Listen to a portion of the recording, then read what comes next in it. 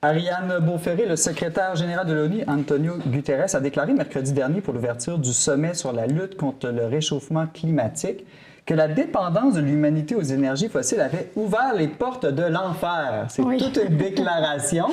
Alors, pourquoi ce sommet? Que s'y passe-t-il? Et surtout, sommes-nous vraiment rendus aux portes de l'enfer? Alors, ce sommet, c'est un sommet qui revient régulièrement. Il y en a un qui a été très connu, 2019, avec Greta Thunberg, qui a fait un discours qui a beaucoup marqué, où elle demandait aux différents dirigeants, mais comment osez-vous finalement ne pas prendre des mesures qui soient suffisamment fortes, qui aient un réel effet sur le climat, alors que vous êtes là, vous parlez, vous prenez vos avions, vous vous rencontrez, et puis au final, il ne se passe rien, et la température continue d'augmenter. Ce sommet-là des Nations Unies, ils ont changé son nom, c'est vraiment sur l'ambition climatique. Si tu n'as pas d'ambition, tu n'es pas bienvenu à ce sommet. C'est un peu ça. Tu es bienvenu à être présent, mais tu ne peux pas t'exprimer. Donc, par exemple, un pays qui n'aurait pas des cibles ambitieuses, des plans d'action ambitieux pour vraiment réduire ses émissions de gaz à effet de serre d'ici 2030, donc c'est vraiment proche, là on parle de 7 ans, eh bien ils n'ont pas le droit de parole. Ce n'était pas un temps de débat, c'était plusieurs bonnes nouvelles qui devaient être annoncées, c'est ça? Tout à fait, des bonnes nouvelles. Par exemple, on a le Brésil, eux ils ont pris la parole puis se sont dit on va supprimer la déforestation nulle de l'Amazonie d'ici 2030. On a l'Allemagne qui a prévu un fonds de 2 milliards de dollars pour aider des pays en développement pour lutter contre les changements climatiques, ce genre de choses. Donc des choses vraiment ambitieuses, des exemples. Et l'idée, c'est de pointer du doigt ceux qui font des bonnes choses. Et les absents, ils sont nommés par tout le monde. Il n'y a pas les États-Unis, il n'y a pas la Chine.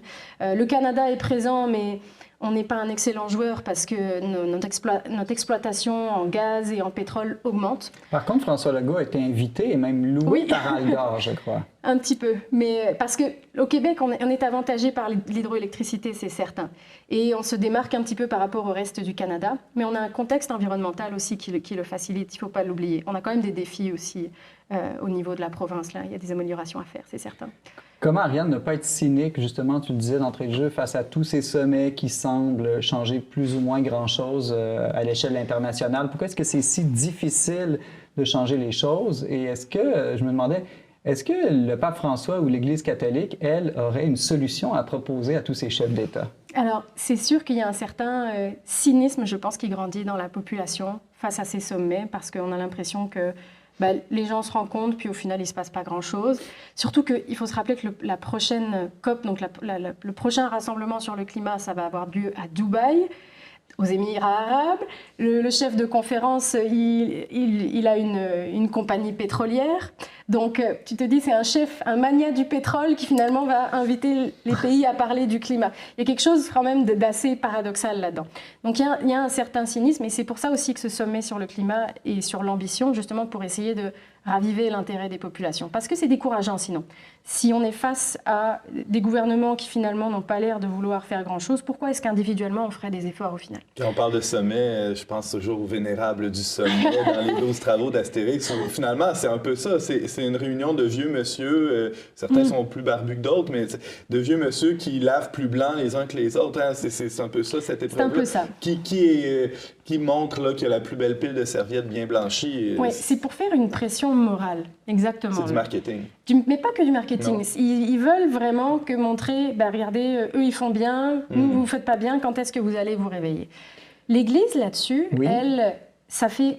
Il y a eu Laudato aussi, qui a été une encyclique du pape François qui a été publiée en 2015, qui a fait un peu une bombe médiatique surtout et dans tout, je dirais, en dehors de la sphère de l'Église par rapport à l'environnement. Et la suite très bientôt.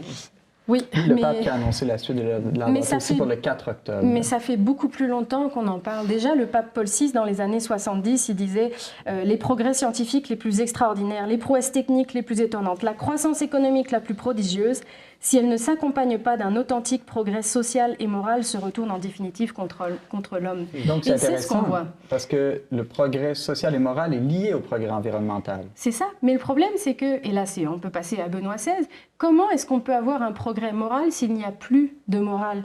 Benoît XVI, ce qu'il nous dit, c'est toutes, au fond, sont dues au même mal, tous les problèmes, c'est-à-dire à l'idée qu'il n'existe pas de vérité indiscutable qui guide nos vies, et donc que la liberté humaine n'a pas de limite.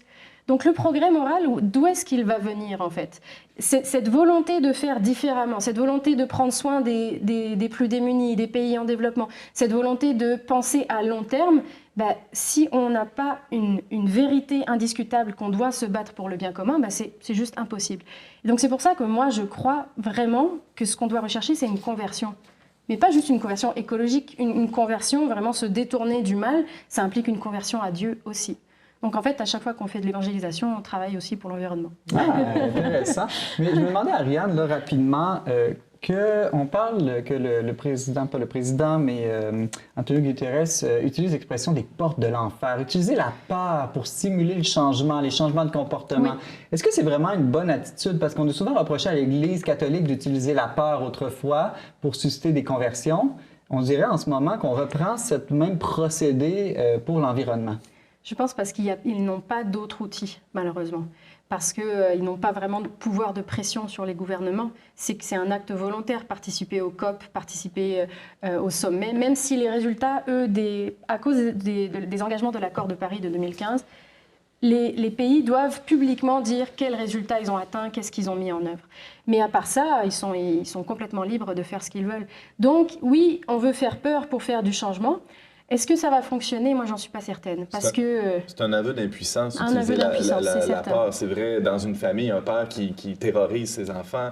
Je sais de quoi tu parles. Oui, au niveau politique aussi, un tyran qui terrorise ses citoyens, c'est l'aveu même que les autres moyens ne fonctionnent pas. Alors, si c'est le seul moyen qui reste, c'est peut-être qu'on arrive en fin de cycle. Oui, mais je me dis, si ce qu'on annonce est vrai, dans le sens, il y a quelque chose de prophétique là-dedans. Parce que les prophètes, on regarde dans la Bible, c'est ça qu'ils font tout le temps. On sait des malheurs si les gens ne se convertissent pas. Là. Mais les portes de l'enfer sont peut-être vraies, mais les portes du ciel aussi. C'est-à-dire, on pourrait faire rêver que serait un monde où on vivrait davantage en harmonie avec la nature et tous les avantages qu'on en retirerait au plan humain, social et même économique, d'une certaine manière. Mais connaissant la nature humaine, on a plus souvent peur de la claque je courais après la carotte. Mais en même temps, tu vois, quand je pense au documentaire Demain, qui avait lancé énormément d'initiatives locales, c'est aussi en montrant justement cet aspect positif, ce changement qu'on peut apporter, qui est possible,